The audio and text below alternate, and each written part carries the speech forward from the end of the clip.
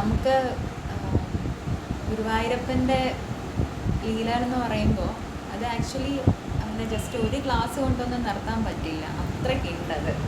കാര്യം ഓരോ ഭക്തർക്കും, ഗുരുവായൂരെത്തുന്ന ഓരോ ഭക്തർക്കും ഭഗവാൻ അനുഭവങ്ങൾ വാരിക്കോരി കൊടുക്കാറുണ്ട്.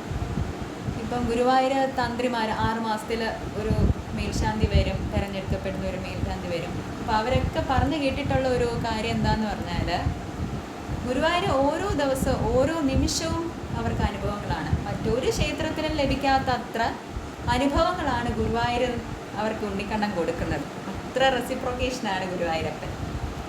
അപ്പോൾ നമുക്ക് ഗുരുവായൂരപ്പൻ്റെ ആ വിഗ്രഹത്തിൻ്റെ ആ ഒരു ഹിസ്റ്ററി വെച്ച് നമുക്ക് തുടങ്ങാം. അപ്പം ഗുരുവായൂരപ്പൻ്റെ വിഗ്രഹത്തിന് ബ്രഹ്മാവിൻ്റെ ആയുസ്സിനോളം പഴക്കമുണ്ട്. ശരിക്കും പറയുകയാണെങ്കിൽ ഇതൊരു പാതാളാഞ്ജന വിഗ്രഹമാണ്. ഇത് മഹാവിഷ്ണു ഭഗവാൻ ബ്രഹ്മാവിന് പൂജിക്കാൻ വേണ്ടി കൊടുക്കുന്നതാണ്. ആ വിഗ്രഹം ബ്രഹ്മാവ് കൃഷ്ണയ്ക്കും സുതപസിനും സത്യയുഗത്തിൽ പൂജിക്കാനായിട്ട് കൊടുക്കുകയാണ്. അത് കഴിഞ്ഞിട്ട് ത്രേതായുഗത്തിൽ വരുമ്പം അതേ വിഗ്രഹം തന്നെ അവരുടെ തന്നെ പുനർജന്മമായ കശ്യപൻ്റെയും അതിഥിയുടെയും കയ്യിൽ വന്ന് ചേരുന്നു. അത് പിന്നെ ദ്വാപരയുഗത്തിൽ വസുദേവർക്കും ദേവകി മാതാവിനെ ലഭിക്കുന്നു. അവരത് വെച്ച് പൂജിച്ചുകൊണ്ടിരുന്നു. അത് കഴിഞ്ഞിട്ട് പിന്നെ ഭഗവാൻ രുക്മിണീ ദേവിയുടെ കൊട്ടാരത്തിൽ ഭഗവാൻ തന്നെ സ്വയം പൂജിച്ചിരുന്നതായിട്ടും പറയപ്പെടുന്നുണ്ട്. പിന്നെ ഭഗവാൻ നമ്മുടെ ഇവിടെ നിന്ന് തിരിച്ച് ഗോലോകത്തിലേക്ക് പോകുമ്പോൾ ഉദ്ധവരോട് പറയുന്നുണ്ട്, ഇന്ന ഒരു വിഗ്രഹമുണ്ട്, അത് കൃത്യമായ ഏതാണ് ഒരു സ്ഥലം നോക്കിയിട്ട് അവിടെ പ്രതിഷ്ഠിക്കാൻ പറയുന്നുണ്ട്. അങ്ങനെ ഉദ്ധവർ ബൃഹസ്പതി, ദേവഗുരുവായ ബൃഹസ്പതിയെ ആ ചുമതല ഏൽപ്പിക്കുകയും ബൃഹസ്പതി അത് വായുദേവൻ്റെ സഹായത്തോടുകൂടി നമ്മുടെ ഇപ്പോൾ ഉള്ള തൃശ്ശൂർ രുദ്രതീർത്ഥക്കര എന്ന് പറയുന്ന സ്ഥലത്ത് ഗുരുവായൂർ ക്ഷേത്രത്തിൻ്റെ അവിടെ പ്രതിഷ്ഠിക്കുകയുണ്ടായി. അതാണ് ഗുരുവായൂരപ്പൻ്റെ ഒരു വിഗ്രഹത്തിൻ്റെ ഒരു ബാക്ക്ഗ്രൗണ്ട് എന്ന് പറയുന്നത്. അപ്പം അത്രത്തോളം പഴക്കമുള്ള ഒരു വിഗ്രഹമാണ്. അതുകൊണ്ട് തന്നെ മഹാന്മാരാൽ പ്രതിഷ്ഠിക്കപ്പെട്ടത് കൊണ്ട് തന്നെ ഗുരുവായൂർ ക്ഷേത്രം ഒരു മഹാക്ഷേത്രമാണ്.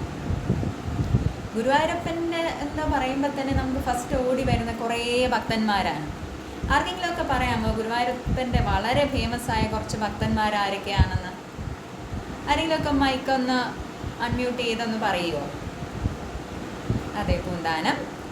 പിന്നെ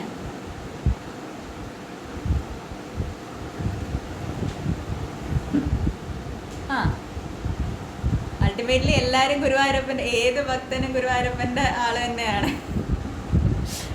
അറിഞ്ഞോ അറിയാതെയോ നമ്മളെല്ലാവരും ഗുരുവായൂരപ്പൻ്റെ ഭക്തർ തന്നെയാണ്, ഭഗവാന്റെ ഭക്തർ തന്നെയാണ്. അടുത്തത്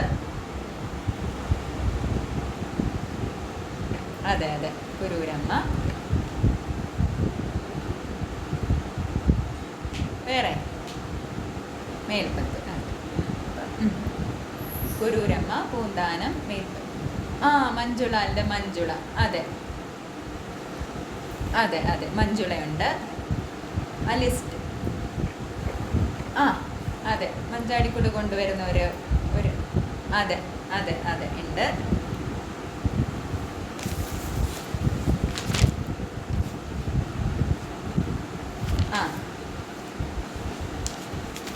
ഇപ്പോഴുണ്ട് പഴയ ഭക്തരല്ലാതെ തന്നെ ഇപ്പോഴും റീസെൻ്റ് ആയിട്ട് ഒരുപാട് ഗുരുവായൂരപ്പൻ്റെ പുതിയ വളരെ ഡിവോട്ടഡ് ആയിട്ടുള്ള ഒത്തിരി പേരുണ്ട്.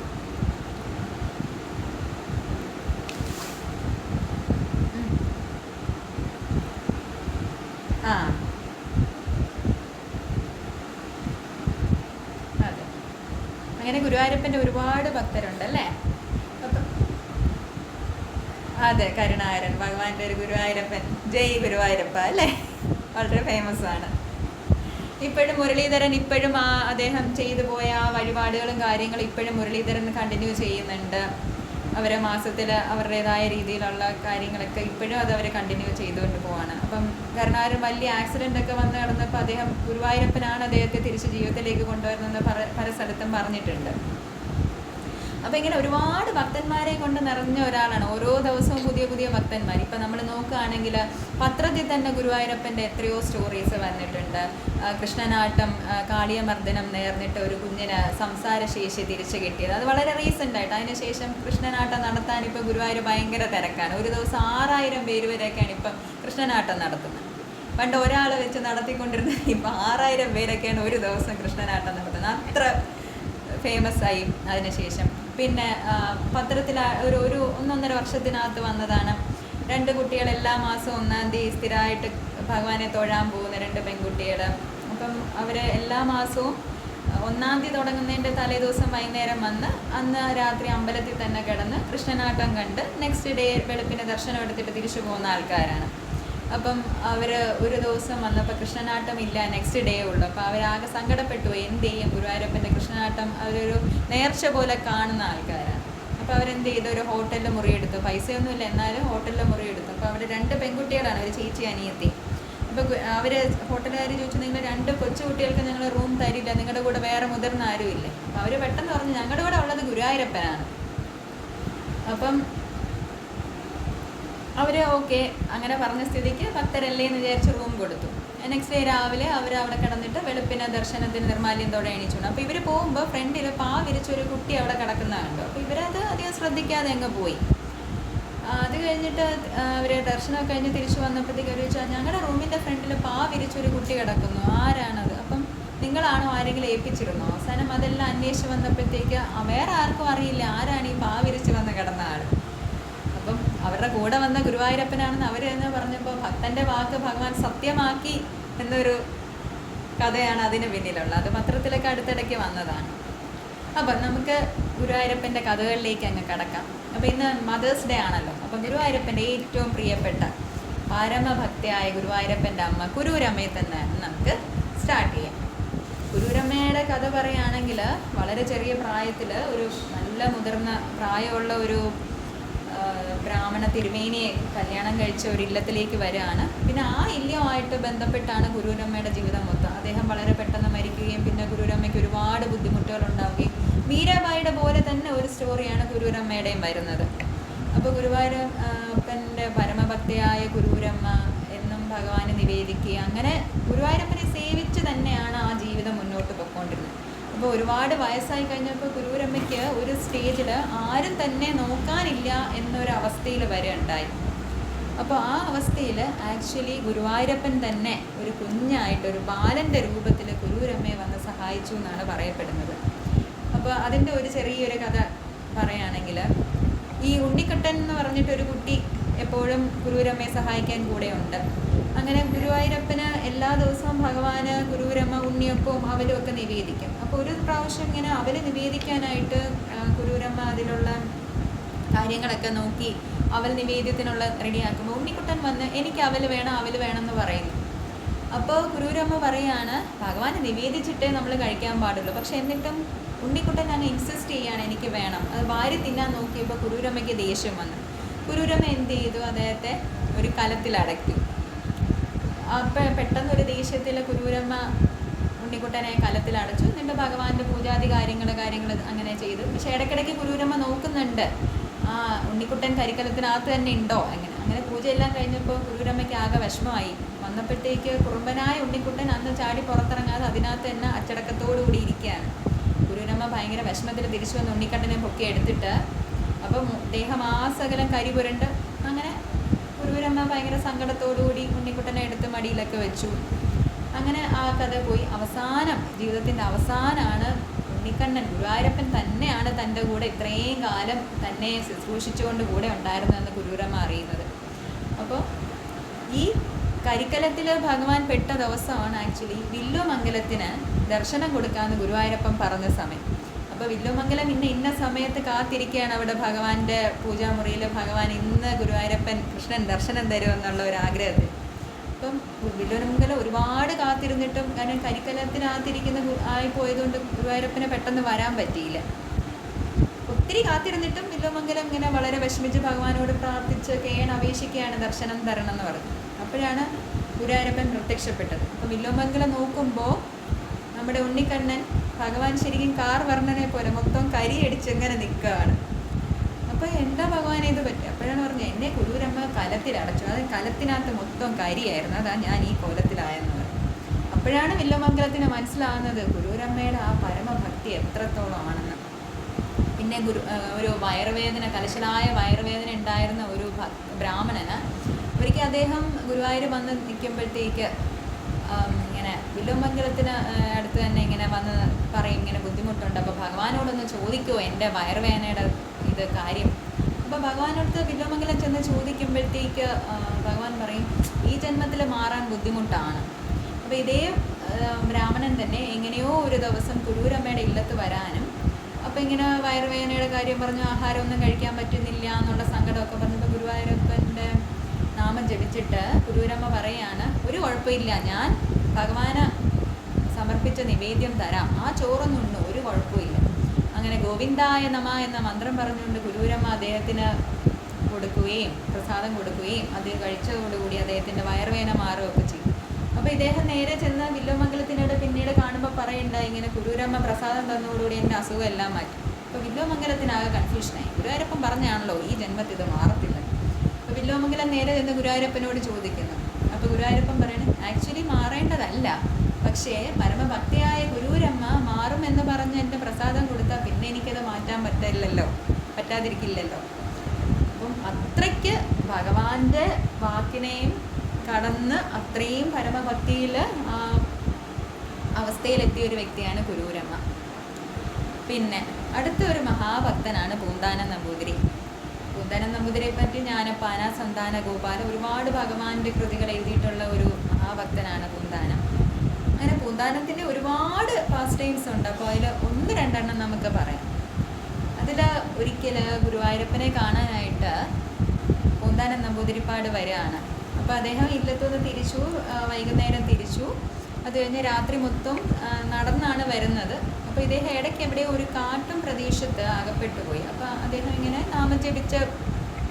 അവൻ്റെ നാമം ജപിച്ച് ഗുരുവായൂരപ്പ ഒരു സ്മരണയിൽ ഇങ്ങനെ നടക്കുകയാണ്. പെട്ടെന്ന് എത്രയും വേഗം ഗുരുവായൂർ അമ്പലത്തിലെത്തി നിർമാല്യം തൊഴണം, അതാണ് മനസ്സിലുള്ള ആഗ്രഹം. അപ്പോഴാണ് പെട്ടെന്ന് കുറേ കള്ളന്മാർ അദ്ദേഹത്തെ ആക്രമിക്കുകയുണ്ടായി. അപ്പോൾ ഇദ്ദേഹത്തിന് എന്താ ചെയ്യേണ്ടതെന്ന് അറിയില്ല. ഈ സാധു ബ്രാഹ്മണൻ ഒന്നും അറിയില്ല എന്താ ചെയ്യേണ്ടത്. അപ്പം ഇവർ കയ്യിലുള്ള സാധനങ്ങളെല്ലാം പിടിച്ചെടുത്തു.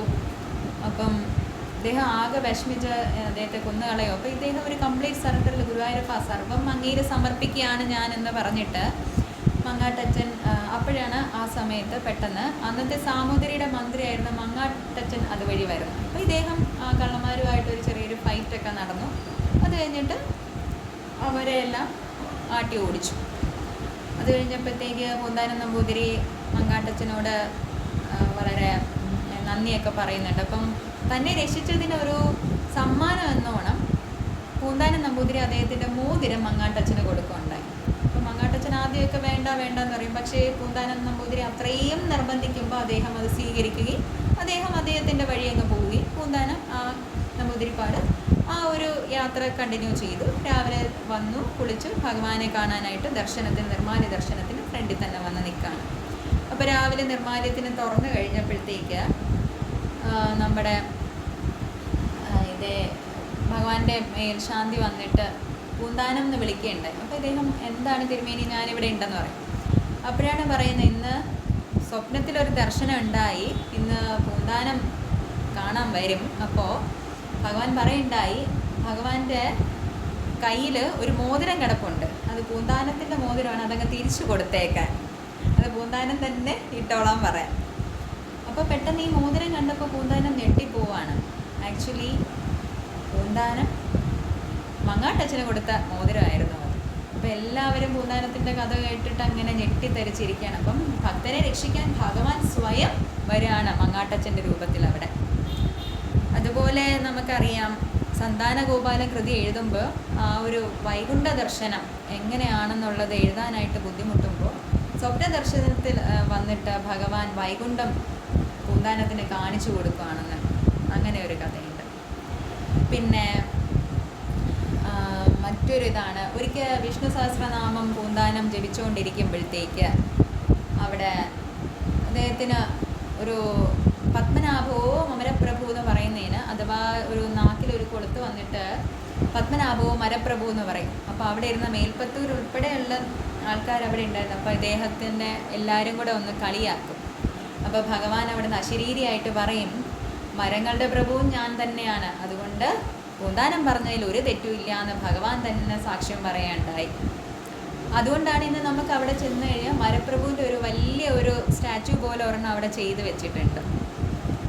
പിന്നെ നമുക്ക് വലിയ ഒരു ഭക്തനാണ് വില്വമംഗലം നമ്പൂതിരി. അപ്പം അദ്ദേഹത്തിൻ്റെ ഒരുപാട് പാസ് ടൈംസ് ഉണ്ട്. അപ്പോൾ വില്വമംഗലത്തിനും ഭഗവാന്റെ അടുത്ത് സംസാരിക്കാനും ഭഗവാനെ കാണാനും ഒക്കെ കഴിയുണ്ടായി. അപ്പം അന്നത്തെ ഒരു രാജാവാണ് മാനവേദൻ.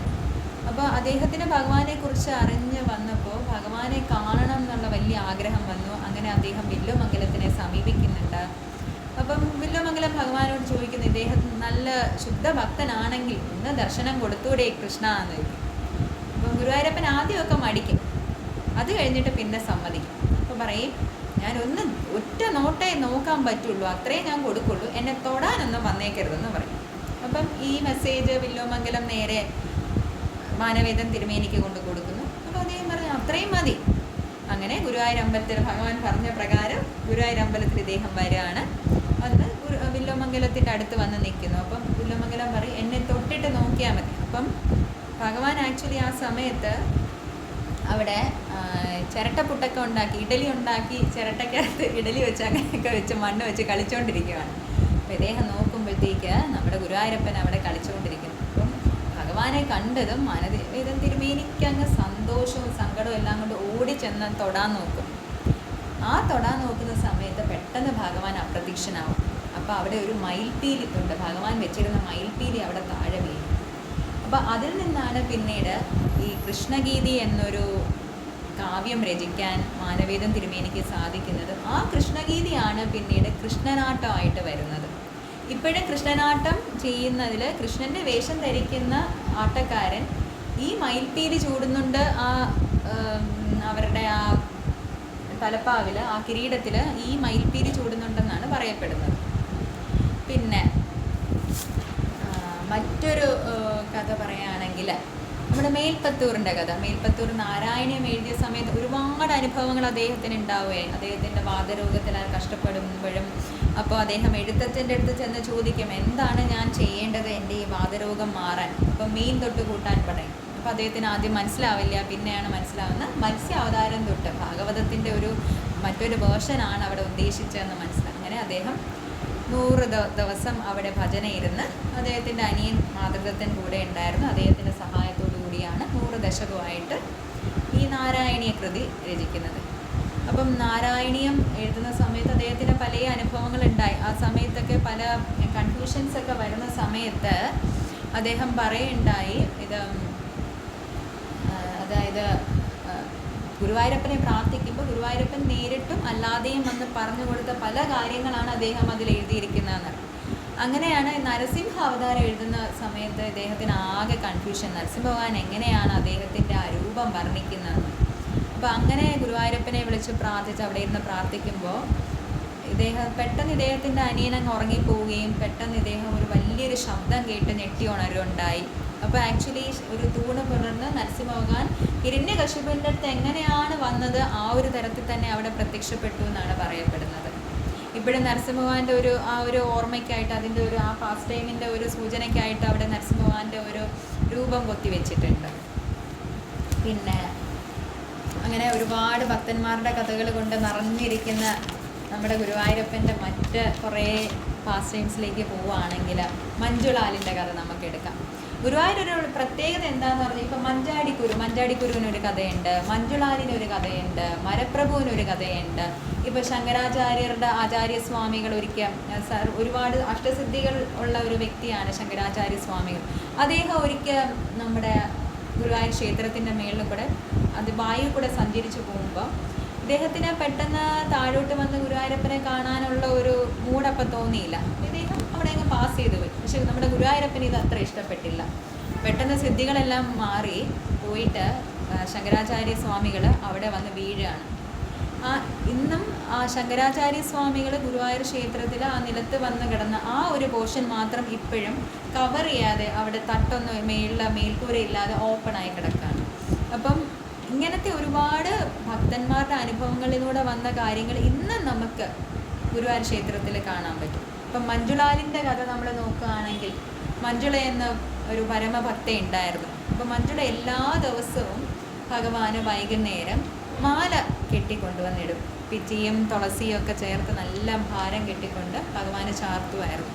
പക്ഷെ അച്ഛനും അമ്മയൊന്നും ഇല്ലാത്ത മഞ്ജുളയ്ക്ക് ഒരു വീട്ടിലാണ് നിന്നത്. മറ്റേ കുടുംബത്തിൽ മറ്റേ റിലേറ്റീവ്സിൻ്റെ കൂടെയാണ് ഈ കുട്ടി നിന്നിരുന്നത്. അപ്പോൾ മഞ്ജുള ഒരു ദിവസം മാലയെ കെട്ടി ഭഗവാനെ ചാർത്താനായിട്ട് വരുമ്പോൾ അവർ സമ്മതിക്കില്ല. കാരണം വൈകുന്നേരം ഒന്നും തങ്ങളുടെ തറവാടിൽ നിന്നൊന്നും സ്ത്രീകളൊന്നും പുറത്തിറങ്ങില്ല. ഇപ്പം പൊതുവേ ഇതിങ്ങനെയുള്ള പരാമർശങ്ങൾ വരുമ്പം മഞ്ജുള അത് അത്ര കാര്യമായിട്ട് എടുക്കാതെ ഭഗവാനെ കാണാൻ ഓടി വരും. പക്ഷെ അന്ന് അവർക്ക് വരാൻ ഇത്തിരി താമസം വന്നു. ഒരു മുറി പൂട്ടിയിടുകയും അങ്ങനെ വളരെ ബുദ്ധിമുട്ടി ലേറ്റായിട്ടാണ് മഞ്ജുള ഗുരുവായൂരപ്പനെ കാണാൻ എത്തുന്നത്. അപ്പോഴേക്കും നട അടയ്ക്കും. അപ്പോൾ മഞ്ജുളയ്ക്ക് അങ്ങ് വല്ലാത്ത സങ്കടമാവും. അപ്പം ആകെ വിഷമിച്ച് മഞ്ജുള ഇങ്ങനെ നിന്ന് കരയുന്ന സമയത്ത് എങ്ങനെയോ പെട്ടെന്ന് അവിടെ പൂന്താനം നമ്പൂതിരി വരും.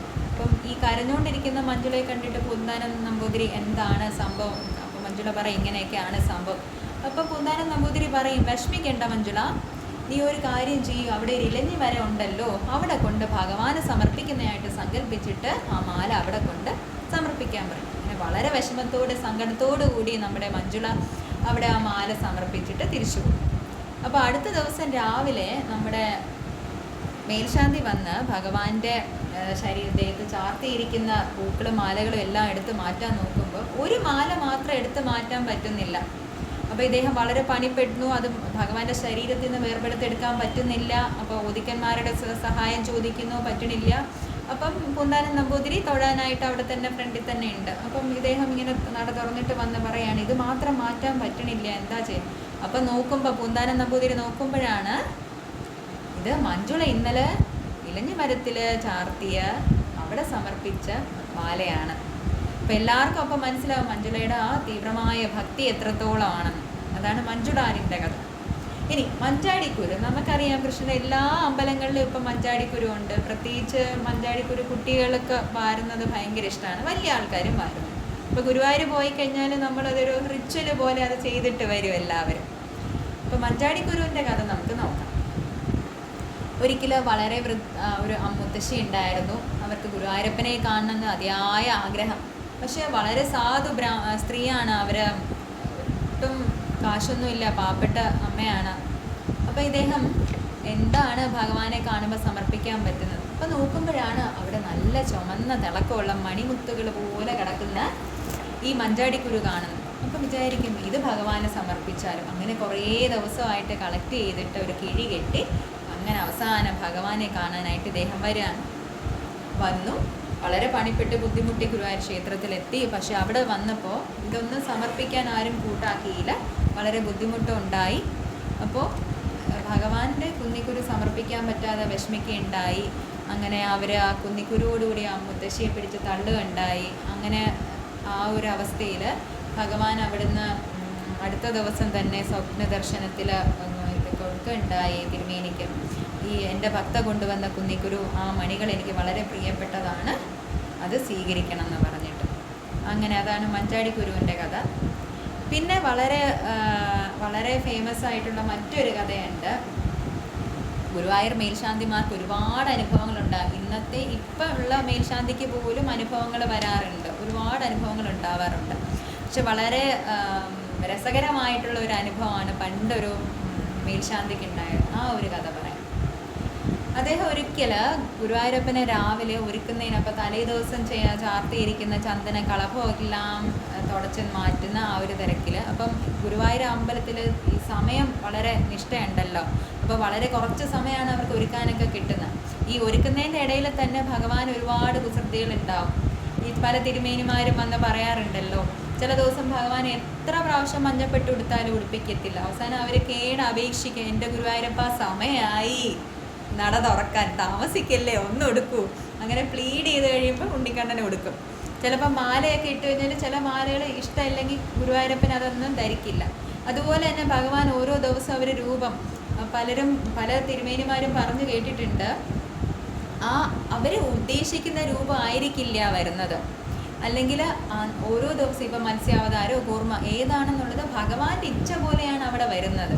അല്ലാണ്ട് അവർ അതിനൊരു നേരത്തെ മുൻകൂട്ടി അവർക്കത് സമർപ്പിക്കാൻ അല്ലെങ്കിൽ അങ്ങനെ ചെയ്യണമെന്ന് വിചാരിച്ചാൽ പലപ്പോഴും നടക്കില്ല. അതെല്ലാം ഓൺ ദ സ്പോട്ട് ഭഗവാൻ ഡിസൈഡ് ചെയ്യും. തിരുമേനിമാരുടെ കൈ അതുപോലെ ചലിക്കുമെന്നാണ് പറയപ്പെടുന്നത്. അപ്പം നമ്മുടെ ഈ തിരുമേനി ഭഗവാന്റെ ഈ കളഭം എല്ലാം ഇങ്ങനെ മാറ്റുന്ന നേരത്ത് ഭഗവാന്റെ കവിളിലിരിക്കുന്ന കുറച്ച് ചന്ദന നല്ല നന്നായിട്ട് അങ്ങ് ഒട്ടിയിരിക്കുക. അപ്പം ഇദ്ദേഹം എന്ത് ചെയ്തു, കുറച്ച് അദ്ദേഹത്തിൻ്റെ നഖം വെച്ച് കാര്യമായിട്ട് അതൊന്ന് ചുരണ്ടി ഇളക്കി. അപ്പോൾ ഇത് കഴിഞ്ഞൊരു 10 മിനിറ്റ് ഏകദേശം ഭഗവാനെ ഒരുക്കാൻ തുടങ്ങി, എല്ലാം കുളിപ്പിച്ച് വൃത്തിയാക്കി ഭഗവാനെ പട്ടുടുപ്പിക്കാനും ഒരുപാട് മാലകളും വളകളും ഒക്കെ ധരിപ്പിച്ച് നിന്നപ്പോൾ തന്നെ ഇദ്ദേഹത്തിനൊരു വല്ലാത്ത കൈവേദന, തോളുവേദന അനുഭവപ്പെടാൻ തുടങ്ങി. അപ്പോൾ ഇദ്ദേഹം അവിടെ നിന്ന് കീഴ്ശാന്തിമാരോടൊക്കെ പറയുന്നുണ്ട്, എനിക്കെന്തോ ഒരു സുഖക്കേട് പോലെ, ഒരു ബുദ്ധിമുട്ട് പോലെ. അപ്പോൾ അദ്ദേഹം എന്തായാലും ആ ഭഗവാനെ ഒരുക്കുന്ന കാര്യങ്ങളെല്ലാം ഫുള്ള് കറക്റ്റ് ചെയ്ത് കഴിഞ്ഞതിന് ശേഷം, നട തുറന്നതിന് ശേഷം അദ്ദേഹം പറയാം, എനിക്ക് തീരെ വയ്യാത്ത പോലെ, ഞാനൊന്ന് പോയി കിടക്കട്ടെ എന്ന് പറഞ്ഞ് അന്ന് അദ്ദേഹം വിശ്രമിക്കാൻ പോവാണ്. ഈ വേദന കൂടി കൂടി കൂടി വരികയാണ്. അദ്ദേഹത്തിൻ്റെ ആ വലത് കൈ വല്ലാണ്ട് അങ്ങ് വേദനിക്കാൻ തുടങ്ങി. അപ്പോൾ അദ്ദേഹം അവിടെ വന്ന് കിടക്കുകയാണ്. അപ്പോൾ ഈ സമയത്താണ് ഒരു കീഴ്ശാന്തിമാർ വന്ന് പറയുന്നത്, ഇന്ന് 30 വ്യാഴാഴ്ചയാണ്, അപ്പോൾ വൈദ്യമഠം തിരുമേനി അവിടെ ദർശനത്തിന് വരുന്ന ദിവസമാണ്. അപ്പം വൈദ്യമഠം വന്ന് കഴിയുമ്പോഴത്തേക്ക് നമുക്ക് എന്താണെന്നുള്ളത് നോക്കാം. അപ്പോൾ കുറേ കഴിയുമ്പോൾ വൈദ്യമഠം വരും. വൈദ്യമഠം വന്ന് നോക്കുമ്പോൾ കാര്യമായിട്ട് കുഴപ്പമൊന്നും കാണുന്നില്ല, പക്ഷേ ഇദ്ദേഹത്തിന് സഹിക്കാൻ പറ്റാത്ത വേദന. അപ്പോൾ അദ്ദേഹം അവിടെ എന്തോ ഒരു മരുന്നും എണ്ണയൊക്കെ ചേർത്തിട്ട് ഇത് കൊടുത്തിട്ട് പറയും, ഇത് അങ്ങ് ഒരു കാര്യം ചെയ്യും, എണ്ണ ഇടൂ, അപ്പോൾ അത് കഴിയുമ്പോൾ ഇതങ്ങ് മാറും. എണ്ണ ഇട്ടിട്ടും ഇദ്ദേഹം റെസ്റ്റ് എടുക്കുകയാണ് എണ്ണ ഇട്ടിട്ട്. അപ്പം എന്നിട്ട് ഇദ്ദേഹത്തിന് പെയിൻ മാറുന്നില്ല, കലശലായ വേദന. അപ്പോൾ ഇദ്ദേഹം ഈ വേദന സഹിക്കാൻ വയ്യ ഒരു ചെറിയൊരു മയക്കത്തിലേക്ക് പോകുന്നു. ഈ മയക്കത്തിലാണ് ഒരു ചെലങ്കയുടെ ഒരു കുഞ്ഞി കൊലുസിൻ്റെ ശബ്ദം കേൾക്കുന്നത്. അപ്പോൾ ഇദ്ദേഹം ഇങ്ങനെ ആരാ അതെന്ന് ചോദിക്കും. അപ്പം ഈ കൊലുസിൻ്റെ ശബ്ദം അടുത്തടുത്ത് വരുന്നു. ഞാനാട്ടോ എന്ന് പറയും. ആരാ മനസ്സിലായില്ല. ഇത് ഞാൻ തന്നെയാ തിരുമേനി. അപ്പം ഇദ്ദേഹം കാണുന്നുണ്ട് നമ്മുടെ ഉണ്ണിക്കണ്ണൻ അവിടെ നിൽക്കുന്നത്. അപ്പോഴത്തേക്ക് ഉണ്ണിക്കണ്ണൻ ചോദിക്കും, കൈക്ക് നല്ല വേദന ഉണ്ടല്ലേ? അപ്പം നമ്മുടെ തിരുമേനി ഒന്ന്, കണ്ണാ സഹിക്കാൻ വയ്യ, കലശലായ വേദന. അപ്പോൾ കണ്ണൻ പറയും, ആ രാവിലെ എന്നെ നഖം വെച്ച് തോണ്ടുമ്പോൾ എനിക്ക് കലശലായി വേദനിച്ചു. അപ്പോഴാണ് നമ്മുടെ തിരുമേനിക്ക് മനസ്സിലായത് താൻ ചെയ്തത് തെറ്റായി പോയി. അപ്പോൾ കണ്ണൻ്റെ മുഖത്ത് നല്ല ചുമന്ന കിടക്കാണ് കവള്. ഇത് കണ്ടപ്പോഴത്തേക്ക് നമ്മുടെ തിരുമേനിക്ക് ശരിക്കും സങ്കടം വന്നു. കണ്ണാ, ഞാൻ നിന്നെ വേദനിപ്പിച്ചോ? പിന്നില്ലാണ്ട് ഞാൻ വെറും അഞ്ജനശിലയാന്നാ കരുതിയേ, എനിക്ക് വേദനിക്കില്ല എന്നുണ്ടോ? അപ്പോൾ തിരുമേനി കരയാൻ തുടങ്ങി. അപ്പോൾ ഭഗവാൻ മെല്ലെ അടുത്ത് വന്ന് ആ കൈ തടവിയിട്ട് പറഞ്ഞു, സാരമില്ല കേട്ടോ, ഈ വേദനയൊക്കെ ഇപ്പം മാറുമെന്ന് പറയും. അപ്പം ഇത് പറഞ്ഞു കഴിയുന്നതോടുകൂടി ഇദ്ദേഹം ഞെട്ടി ഉണരുകയാണ്. അപ്പോൾ ഇദ്ദേഹം പെട്ടെന്ന് അപ്പോൾ ഗുരുവായൂരപ്പൻ ഒന്ന് മറയുന്നു. അപ്പോൾ ഇദ്ദേഹം കണ്ണാ കണ്ണാന്ന് ഉറക്കെ വിളിക്കാൻ തുടങ്ങി.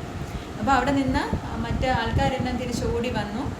അപ്പോൾ പറയും, എവിടെ പോയേ എൻ്റെ കണ്ണനെ കണ്ടു? അപ്പോൾ ആരും കണ്ടിട്ടില്ല. അപ്പോൾ ഇദ്ദേഹത്തെ സ്വപ്നം കണ്ടതായിരിക്കും എന്താണ്. അപ്പോൾ ഇദ്ദേഹം പെട്ടെന്ന് പറയും, ഇല്ല, എൻ്റെ കൈയുടെ വേദന എല്ലാം മാറി.